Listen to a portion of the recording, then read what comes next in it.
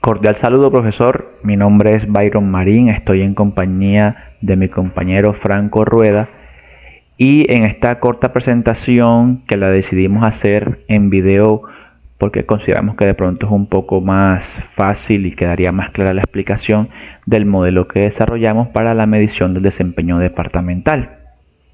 Inicialmente hicimos un análisis del actual sistema de medición del desempeño que fue elaborado por el Departamento Nacional de Planeación. Este modelo consta de dos componentes, cada componente tiene sus dimensiones y cada dimensión tiene varias variables. Nosotros consideramos que este modelo tiene algunas debilidades, como por ejemplo, el que a nosotros nos pareció el principal debilidad es que algunas dimensiones utilizan muy pocas variables para medir dicha dimensión, como es el caso de la salud. Nosotros para puntualmente diseñamos un modelo para medir esta dimensión. En el actual modelo solamente se basa en tres variables, como son la tasa de mortalidad infantil en menores de un año, la cobertura de vacunación pentavalente y la cobertura en salud. Nosotros consideramos que estos tres indicadores realmente resultan insuficientes para determinar si la salud dentro de un departamento está bien o está mal. Como por ejemplo, la cobertura en salud en un departamento podría estar muy buena, pero posiblemente las personas dentro de ese departamento pueden estar muy mal de salud, o puede que las citas se demoren demasiado en ser atendidas, o pueden que los medicamentos no se entreguen a tiempo. Bueno, en fin, hay una cantidad de posibles situaciones que se pueden presentar dentro de un departamento, por lo cual consideramos que tener solamente tres indicadores resulta bastante insuficiente. Por otro lado, otra desventaja o debilidad que tiene este modelo es que hay indicadores que son mejor o que reflejan un mejor resultado cuando son altos, pero hay indicadores que reflejan un mejor resultado cuando son bajos. Por ejemplo, la cobertura en salud refleja un mejor cumplimiento cuando es alto. Entre más cobertura tengamos, mejor.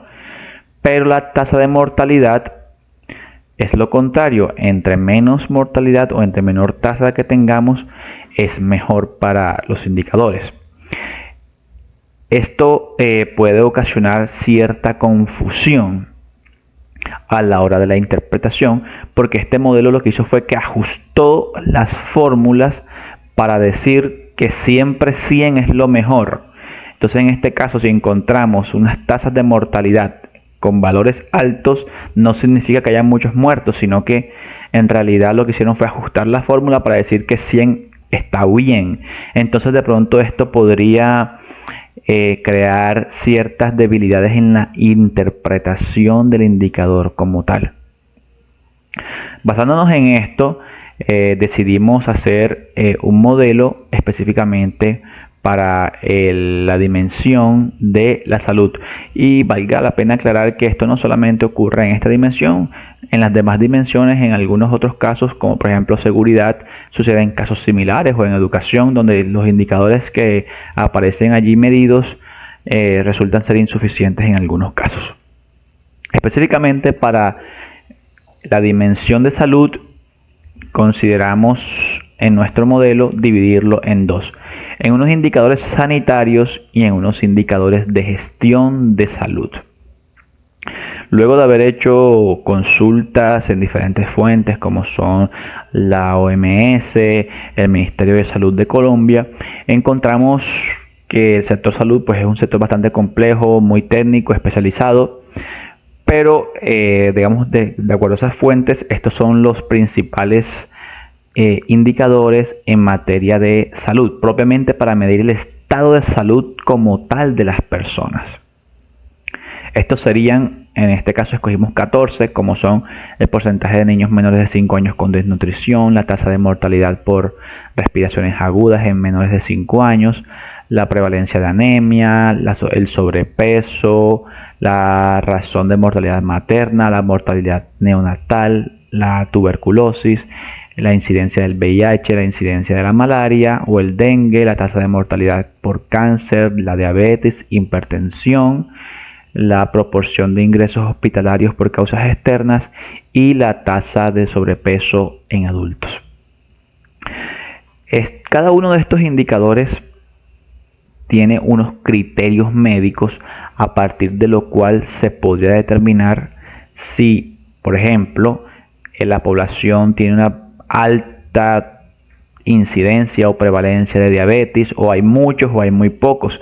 Entonces, de acuerdo a esos criterios médicos se puede determinar si estamos mal, bien, muy bien, en fin, pero ya son temas muy médicos en los cuales no queremos hacer mucho énfasis, porque para eso habría que tener un grupo interdisciplinario de médicos expertos en cada uno de estos temas, y consideramos que no es el objetivo de este curso. Queremos más que todo es mostrar cómo sería la herramienta, y más adelante lo vamos a mostrar. Y por otro lado tenemos los indicadores de gestión en salud, que de pronto son unos indicadores que muestran algo más de gestión administrativa como tal, que son los porcentajes de la población afiliada al sistema de salud, los porcentajes de satisfacción de los usuarios con la atención, el promedio de programación de citas en número de días, la densidad de personal, es decir, cuántas médicos, enfermeras, personal de salud hay por cada 10.000 habitantes, y el número de camas hospitalarias por cada 1.000 habitantes. De acuerdo a esto, diseñamos la siguiente herramienta. Inicialmente tenemos el indicador sanitario. Digamos que cada uno de estos indicadores conformaría un solo indicador, que sería el indicador sanitario. Este indicador sanitario, de acuerdo, como dije anteriormente, a unos criterios previamente establecidos por un equipo médico, se podría determinar si estamos muy mal, regular, bien o bien, de acuerdo a lo que nos arroje ese porcentaje o esa tasa del respectivo indicador. Entonces, la idea es darle una calificación cualitativa a cada uno de estos indicadores, y al final eso se verá reflejado en una calificación cuantitativa. Por ejemplo, si el porcentaje de niños menos de 5 años, pues por ejemplo en La Guajira, que siempre escuchamos noticias de que está mal, etcétera, pues de acuerdo a la cantidad de niños que hayan desnutridos y de acuerdo también a la población de cada departamento en específico, se podría determinar si está muy mal, regular, bien, muy bien o excelente. Aunque en términos de medicina decir que es excelente algo resultaría bastante utópico, porque es muy difícil encontrar la excelencia en temas de salud. De acuerdo a unos criterios se podría considerar que es excelente o muy bien un resultado. Entonces, de acuerdo a esos criterios médicos, cada calificación cualitativa nos arrojaría una calificación cuantitativa. Por ejemplo, si obtenemos un resultado de muy mal, le daríamos un 10%, mal 20%, regular un 40%, bien un 60%, muy bien un 80% y excelente daría un 100%. Cada uno de estos indicadores lo podríamos ir cambiando, y eso automáticamente nos da una calificación cuantitativa. Luego eso lo multiplicamos por un peso. En este caso el peso de cada uno de estos componentes es del 7.14. Ese resultado solamente resulta de dividir 100 entre el número de indicadores, que sería 14 en este caso, daría un 7.14. Hacemos esta multiplicación y al final vamos a obtener un ponderado. Luego sumamos cada uno de estos indicadores y nos daría que el puntaje total para el indicador sanitario sería, en este ejemplo aleatorio, 65%. Luego hacemos lo mismo con el indicador de gestión de salud. Luego de haberla analizado cada uno de los indicadores, decidimos si es bien, mal, regular, excelente. De igual forma arroja una calificación cuantitativa. En este caso el peso sería el 20% dentro de este indicador. Simplemente resulta de dividir 100 entre 5, que nos da un 20%. Y al final nos da un ponderado. Se suman todos estos ponderados y al final nos va a dar un puntaje total de los indicadores de gestión de salud. Y luego, para obtener la calificación final de la dimensión de salud, simplemente es hacer un promedio entre el indicador sanitario, que nuevamente el indicador sanitario nos va a dar es una visión de cómo está en términos reales la salud de la población, y esto nos va a dar una idea de la gestión en salud.